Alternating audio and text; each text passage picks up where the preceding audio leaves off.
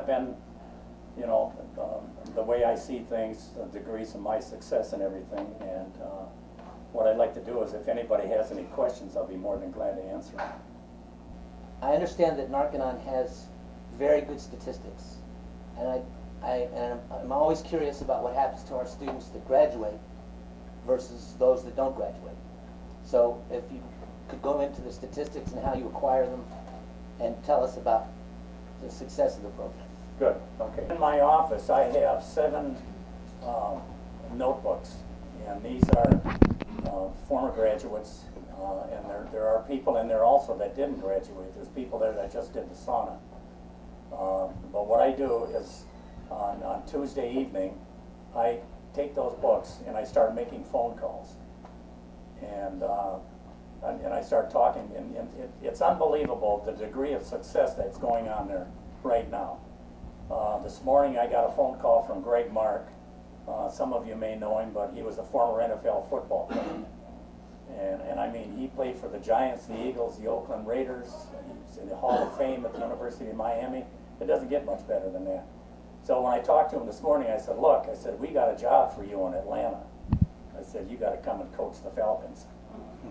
So he said, well, I'll tell you what. He said, see what you can do. He said, they're paying the other coach $3 million a year. I'll take 1.5, and I'll give you 3% because you can be my agent. So that's a pretty successful graduate, you know.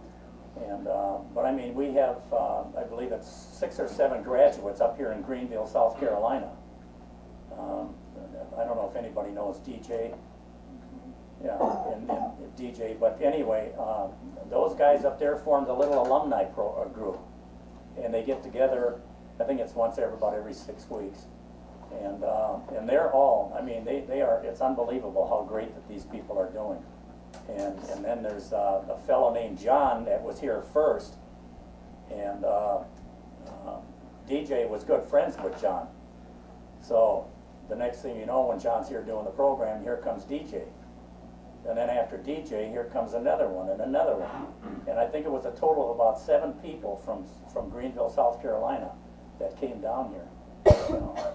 So it just goes to show that if a person is sincere and they want to make an effort, how much you can really help your friends, how much you can help your family.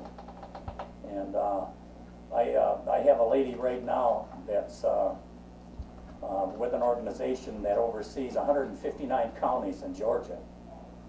And she called me up. She's seen stuff on TV, ads about Narconon. She heard our public service announcements that we send out here. And she said, I would really like to get you or someone that could come out to our community groups, our schools, and give talks about the Narconon program. Because she said, you know, we have speakers, they have no experience with drugs at all. And she says, and it really doesn't do any good. What we need is we need somebody that's been there and has done that and can make an impact, let's say, on a group of kids. You know.